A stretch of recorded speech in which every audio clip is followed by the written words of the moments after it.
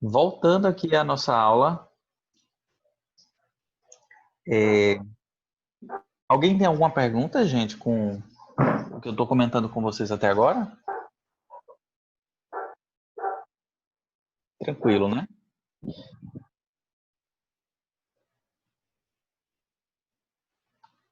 Vamos lá, vamos seguir. Está um pouquinho lento o computador, mas a gente vai assim mesmo. Bem, nós acabamos de ver a forma farmacêutica. A diferença da forma farmacêutica para a fórmula farmacêutica é que a fórmula é a receitinha onde vai conter tudo o que precisa ter dentro daquele medicamento. Vou dar um exemplo muito comum. Todo mundo aqui já foi num laboratório magistral, numa farmácia magistral. Vocês sabem o que é uma farmácia magistral? Ou nunca ouviu falar? Eu nunca ouvi, Eu não. não sei não, professor. Mas eu ia perguntar, mas seria de manipulação? Eu vi que Fabi botou. Exato, Fabi. E tá. Então já fui. Eu estou falando esses nomes técnicos que vocês vão ouvir muito isso daí na área hospitalar, da área de saúde em geral, tá? Então eu estou munindo vocês de informações para quando vocês cheguem lá na área, nunca ouvi falar, não, ouviu sim. Na aula vocês ouviram falar. Tá? Então, farmácia de manipulação também pode ser chamada de manipulação magistral ou farmácia magistral. Quando vocês vão mandar fazer um medicamento manipulado, já perceberam que tem uma receitinha e na receitinha está lá escrita a fórmula, ok? Então a fórmula vai ser a relação desses componentes que o médico ou que o terapeuta lá prescreveu para ter dentro do medicamento, tá? Para ter dentro lá daquela forma. Ou seja, eu estou prescrevendo para vocês uma cápsula de uma substância aí, e aí ele vai colocar dentro da receita tudo que ele quer lá dentro. Pode ser um fitoterápico, tá? Então, de repente, você está lá prescrevendo um medicamento fitoterápico e ele está juntando guaçatonga com espinheira santa. E ele vai dizer que isso aí ele quer numa forma farmacêutica de cápsula, tá? E aí, essa fórmula vai estar prescrita, assinado e carimbado com o nome do paciente e o nome do médico. Isso é obrigatório, tá? Ok, Risonilda, recebi sim seu recado, viu, querida? Fique tranquila, tá? Melhoras pro seu filho.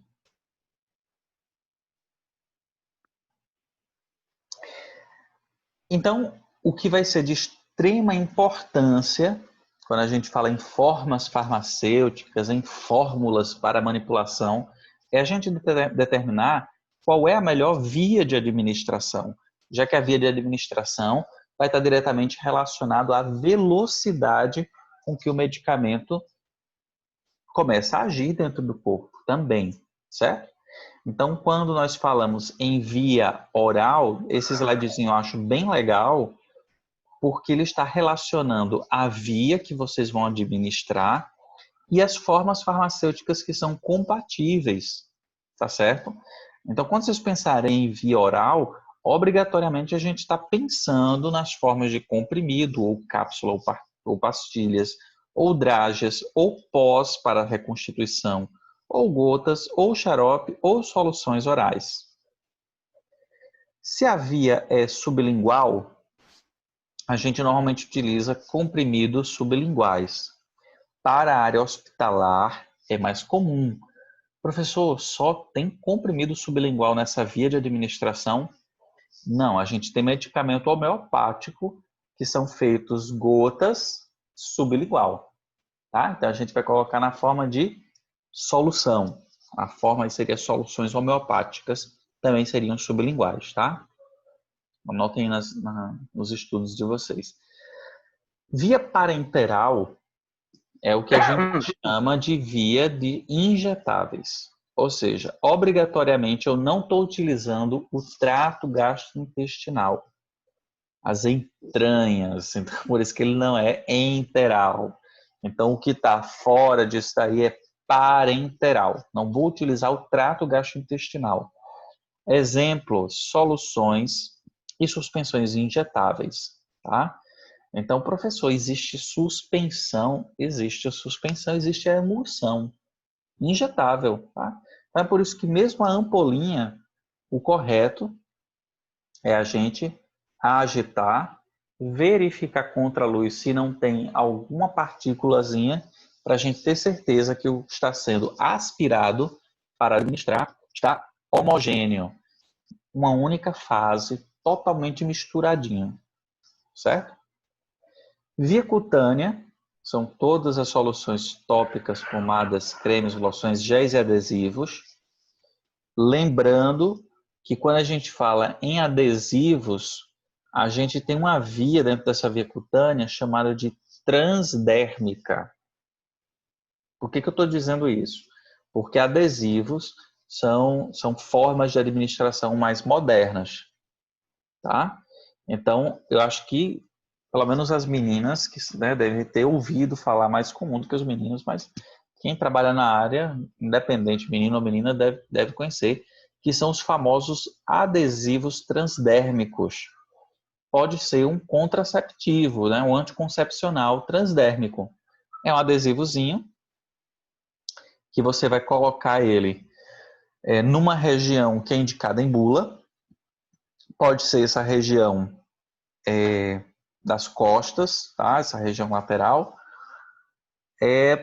E existem microagulhinhas. Se a gente fosse olhar num microscópio, ele tem lá microagulhas que ele se gruda na pele. Imagine um velcro. Vocês já olharam que o velcro é aquele de roupa. Já viram que ele tem uns ganchinhos? Esses adesivos da mesma forma, eles têm esses ganchinhos para aderir. E quando eles aderem à pele, eles começam a lentamente liberar as substâncias que vão agindo, tá? Então é por isso que algumas meninas, algumas pessoas, eles podem ter irritação no local onde o adesivo se encontra. Então é por isso que quando a gente faz o adesivo, é interessante que você alterne a área do adesivo para que não seja a mesma região a ser machucada, tá certo? Na via nasal, nós temos os sprays e as gotas. E eu vou chamar a atenção para vocês a diferença entre spray e gota, onde o spray normalmente é aquele dispositivo onde nós vamos administrar segurando a narina e apertando o spray, porque o jato ele sai com pressão. Então, normalmente o paciente ele pode estar sentado ou deitado, normalmente os dispositivos mais novos, mais modernos. Independente da posição, o spray ele consegue ter força para entrar na cavidade nasal, mas as gotas nasais, você precisa ter um cuidado para que a região a ser aplicada seja essa região superior do nariz. Professor, como é que eu vou fazer isso? Me dê um exemplo aí de gota nasal.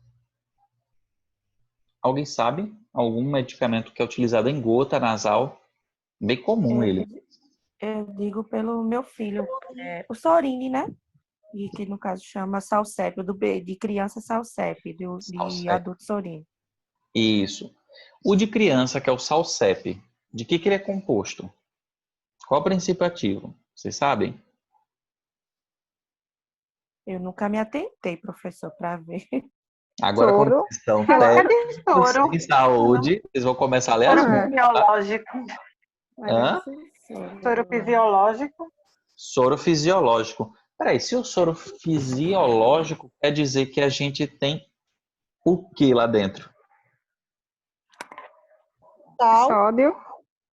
É cloreto de sódio, que eu peguei até aqui para ver, meu filho. Também cloreto de sódio. Se é fisiológico, qual é a concentração fisiológica? 0,9. Perfeito. Então, esse medicamento normalmente ele só é utilizado para lavar o nariz, tá? As fossas nasais, as vias nasais. Então, como é uma substância fisiológica, ela não vai ter tanta ação farmacológica. Mas nós temos outros medicamentos, gotas nasais, tá? Que eles são produzidos à base de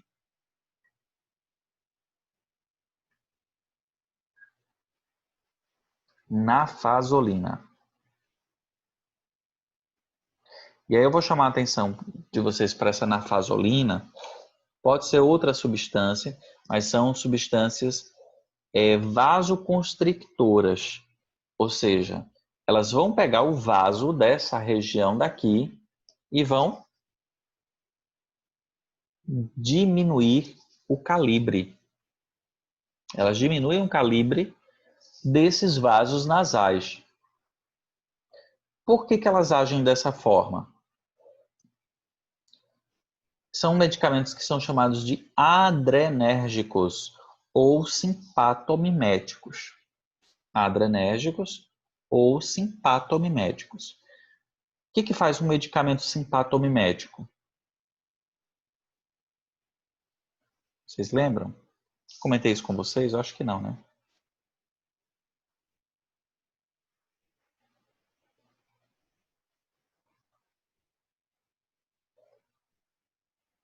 Quero um slide novo aqui para desenhar para vocês.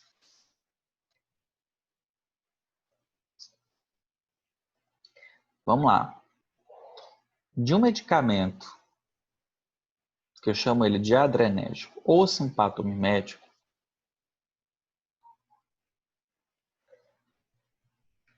simpatomiméticos são os medicamentos que vão imitar o nosso sistema simpático.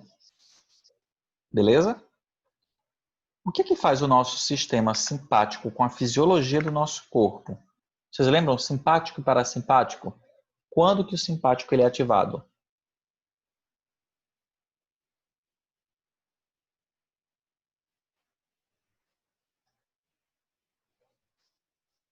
Quando é que o simpático é ativado?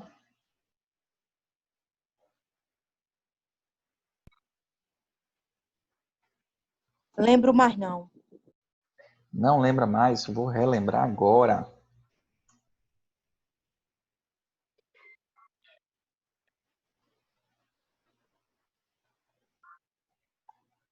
Luta ou fuga. Ou seja, são situações que nosso corpo vai produzir neurotransmissores para preparar o nosso corpo para uma situação de luta ou fuga.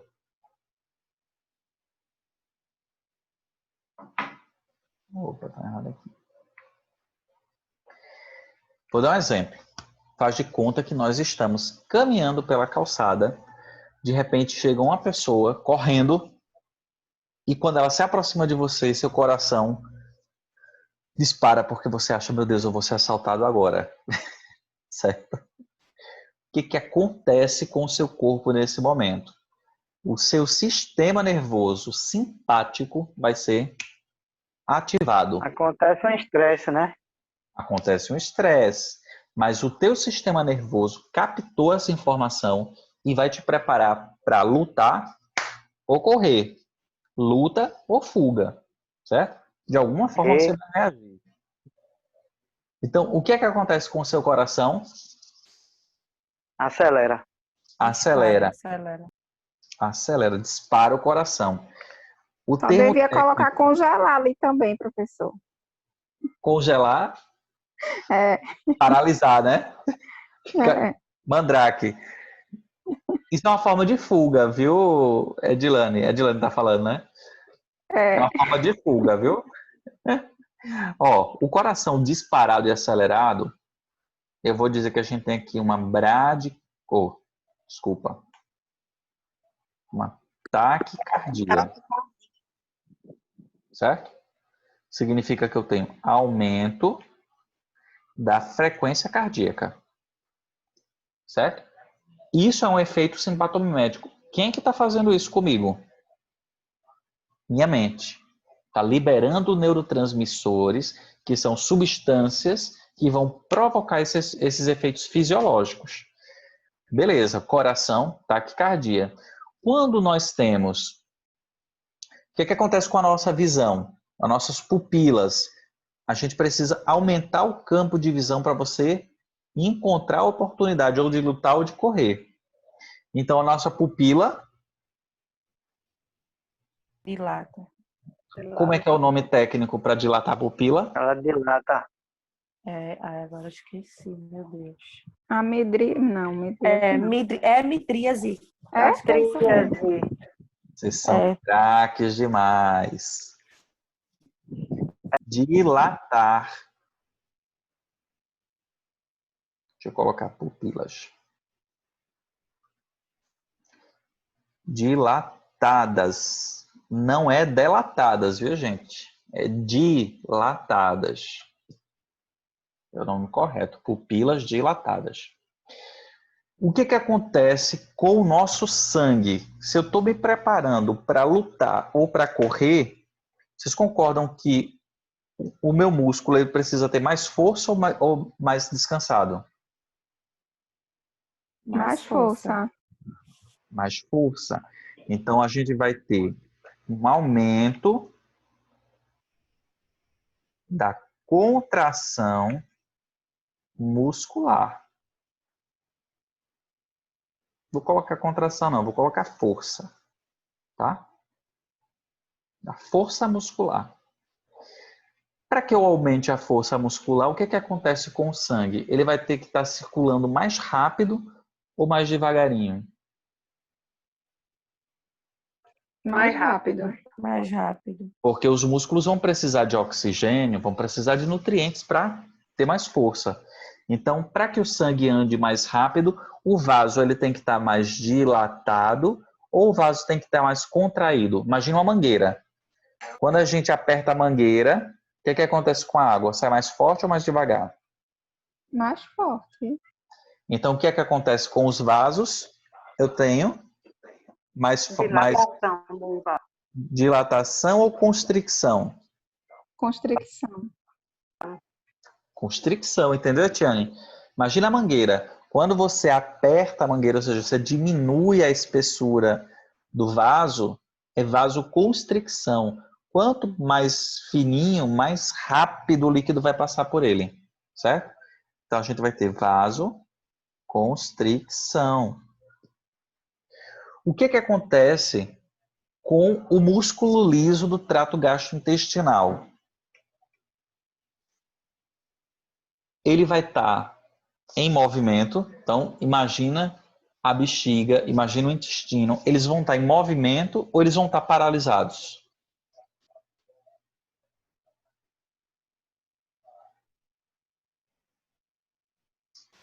Professor, acontece isso tudo, é?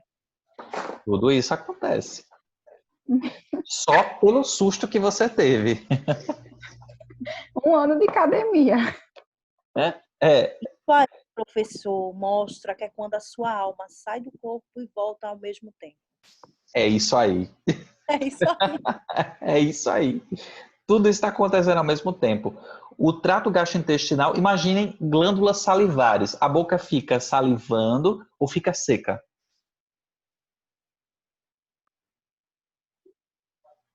Eu nem percebo, professor, essas coisas. Eu acho que fica seca. Imagine quando você, ao invés de ser um susto, imagine uma outra situação. Você vai apresentar uma palestra para 200 pessoas. Fica seca. Fica seca.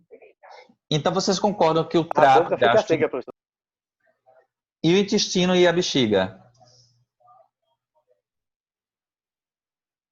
Fica solto. A bexiga, o quê? É o contrário. É o contrário, a bexiga e o intestino. Fica cheio, acho que fica solto, não? Feito que Não. ela falou aí, né? No momento do susto, é a última coisa que você vai pensar. Imagine que você está para ser assaltado. No momento o teu trato gastrointestinal, ele está inativo. Mas tem gente que se urina todinho, professor, não? Mas é depois do susto. Depois, exatamente. Eu estou falando na hora. Certo? O que acontece? Bem, vou parar por aí. Acho que tá bom. Tudo isso eu estou falando dos simpatomiméticos, tá? Isso é o sistema nervoso simpático. Aí vamos supor que passou o susto. Passou o susto. A gente vai ter a balança pendendo para o outro lado. Simpático de um lado, parasimpático começa a agir para que haja um equilíbrio, certo? Que é o sistema nervoso parasimpático. O que vai acontecer aqui? No parasimpático, onde nós tivermos a taquicardia, a gente vai ter o oposto da taquicardia. Taquicardia, o oposto vai ser produzido para equilibrar. Qual é o oposto de taquicardia? Braquicardia. Bradicardia. Bradicardia. Deixa eu mudar a cor aqui. Bradicardia. Se eu tinha antes na pupila midríase, qual é o oposto? Que é a contração da pupila. Miose. Miose. Tudo bem. Se eu tinha um aumento da força muscular, o que a gente vai ter agora? Relaxante. Fica Fraqueza. com a demência, né? Relaxamento. Uma demência. Se eu tinha antes vasoconstricção, depois eu vou ter Vasodilatação. boa. Se o trato gastrointestinal estava inativo, Agora fica ativo. o Agora, que estava seguro agora? dá vontade de fazer xixi. Exatamente. Exatamente. Sudorese, né? Sudorese, perfeito. Sudorese. Perfeito, Rafael. Rafael não, Cleiton. Aí o que é que eu quero mostrar a vocês? Que tem medicamentos que imitam o sistema nervoso simpático e tem medicamentos que imitam o sistema nervoso parasimpático, certo? Por que isso é importante? Porque os medicamentos que imitam o sistema nervoso simpático são chamados de simpatomiméticos, ou seja, eles estão imitando as ações fisiológicas do meu sistema nervoso simpático. Ou seja, é um medicamento que quando eu tomar, ele vai me dar taquicardia, midríase, aumento de força muscular, vasoconstricção, inativação do trato gastrointestinal, certo? Então, esses medicamentos normalmente são chamados de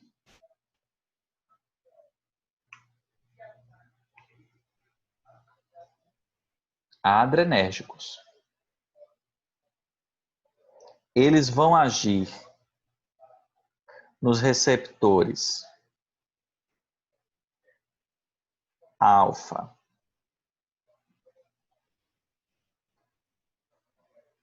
alfa 1, beta 1, beta 2. Vou citar só esses, tá? Por que eu estou falando isso daí? Imaginem só, o medicamento, vocês já sabem disso, que o medicamento ele se liga a receptores para produzir a ação. Beleza? Tranquila tá aí, né? Para esses medicamentos que imitam o nosso sistema simpático, a gente vai ter medicamentos que agem em receptores alfa-1. Eu vou fazer um desenhozinho do lado, só para vocês entenderem o que é que ele faz. Vocês vão me dizer, vai fazer um jogo, tá? Vocês vão me dizer qual é a atividade. Alfa-1, o que é que eu estou desenhando?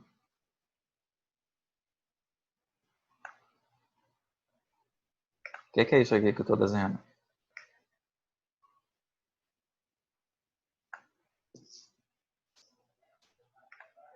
Está relacionado a isso daqui, ó. Cadê?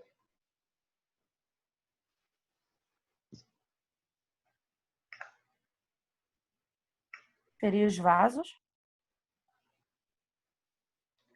Vasoconstricção. Certo? Vasoconstricção. E agora, beta 1 está relacionado a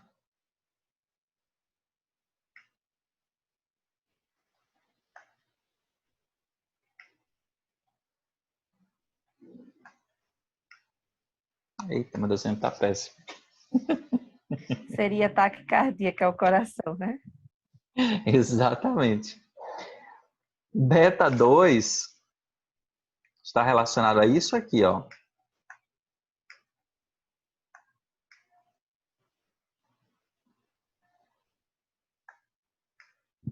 Pulmão. Perfeito. Ou seja, ele causa bronco, Página. broncodilatação. Broncoaspirina. Faltou eu colocar aqui, né? Foi falha minha. Deixa eu botar aqui.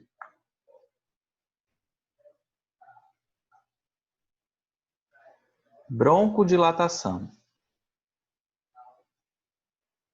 Ok? Broncodilatação.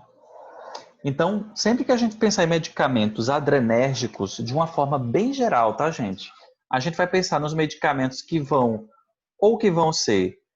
fazer uma vasoconstricção, ou medicamentos que vão bloquear receptores beta 1, porque eu não quero que meu coração tenha taquicardia, mas tem um que estimula um beta 1, que ele aumenta o batimento cardíaco. E medicamentos que atuam no beta 2, ou seja, que vão causar uma broncodilatação. Certo? Eu vou dar um exemplo muito singelo, que são as soluções nasais. Se eu disser a vocês que as soluções nasais, elas são simpatomiméticas, vocês acreditam nisso? Soluções nasais são simpatomiméticas. Para que a gente usa aquela solução nasal? Quando a gente está com rinite, por exemplo. Não está nem conseguindo respirar. Para desentupir. Qual E é viciante, né? Isso, Viciante, né, professor? isso. Vamos trocar o nome desentupir para o nome técnico? Qual seria o nome?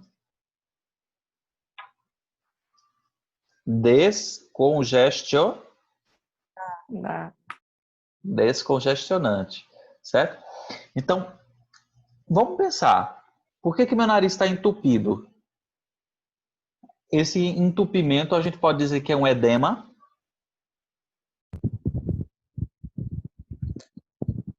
O professor, eu acho que o nariz ele produz muito muco. Aí por Produz. isso entope, né? Sim. Entope não, né? Sim. É, entope, né? Congestiona. Eu tenho renite. Isso. Eu tomo Quando você fala antibolsominico. rinite, it significa o quê? O sufixo Irritação, it. né? Opa, irritação. Irritação é resultante de um processo inflamatório, você concorda? Isso. Um dos sintomas da inflamação, você lembra que é edema? Aham. Quais são os sinais da inflamação? Edema Calor, e rubor. rubor e dor, não é isso? Vocês concordam que quem está com a crise de rinite está sentindo tudo isso? O nariz chega e esquenta, edema, fica congestionado, certo? Então, por isso que quando você vai fazer uma solução para descongestionar a narina, algo que é importante vocês saberem é que... Deixa eu desenhar aqui o nariz bonitinho.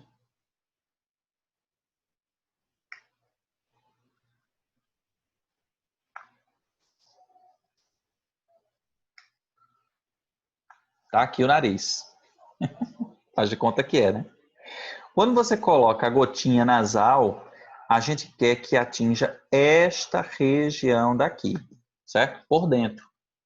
Então, é importante que a gente segure uma narina, coloque a gotinha no nariz, massageie esta região aqui e baixa a cabeça. Por que eu vou baixar a cabeça?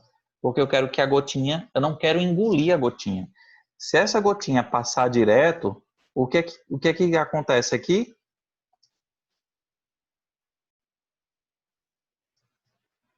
Vai engolir, né? Vai descer pela isso. Pela Pelo boca. trato gastrointestinal. Então você concorda que quanto mais eu engulo, maior é o efeito sistêmico da droga, ou seja, onde ela passar, ela vai produzir efeito. Você concorda? Ela vai passar a ser via oral. E a gente vai ter tudo isso daqui, ó, por onde a substância estiver passando. Então, o jeito que Pois a eu tô maioria do fazendo tudo pessoal. errado. Então, a maioria do pessoal usava tudo errado, né? Meu esposo, ele também, quando usa, Eu uso errado. engole, chega a ser aquele negócio salgado na garganta. É. Agora, lembra que a substância que a gente está analisando é a nafazolina, não é o cloreto de sódio a 0,9%, que a Tiane já disse que é um soro fisiológico, e está certíssimo. Eu estou falando da substância descongestionante, tá? Tá certo? Entendi. Ok. Então, aí nós temos uma substância simpatomimética. Eu concordo com vocês, a maioria das pessoas fazia errado. Mas agora, vocês, técnicos em saúde, vão fazer a orientação da administração correta. Segura a narina, coloca a gotinha, massageia e baixa a cabeça para não engolir. Vocês No vão ver caso, que o só se, efeito é muito mais local. no Quando caso, o só vaso... se houver. Desculpa, Ah, professor. pode No falar, caso, Tati. só se houver essa substância, né? Se for Isso. só o tipo salsep, que é só cloreto de sódio, não tem Pode problema, lavar. não. Tem não. Não Certo. tem. Mas aí ela causa uma vasoconstricção, porque os vasos estavam tão abertos por conta do edema, que o líquido foi como o Rafael colocou. O muco estava todo entupindo o meu nariz. Quando os vasos contraem e o fluxo anda mais rápido, o que é que acontece? Eu consigo respirar melhor. Certo? Então, a ação é nesta região daqui, não é engolindo. Tá? O efeito dele não é via oral, é via nasal. Ficou claro isso daí? Sim. Então, tudo isso que a gente está aprendendo, tudo isso aí são das drogas simpatomiméticas. Professor, tem outras drogas simpatomiméticas? Quem pode dar um exemplo de outra droga simpatomimética?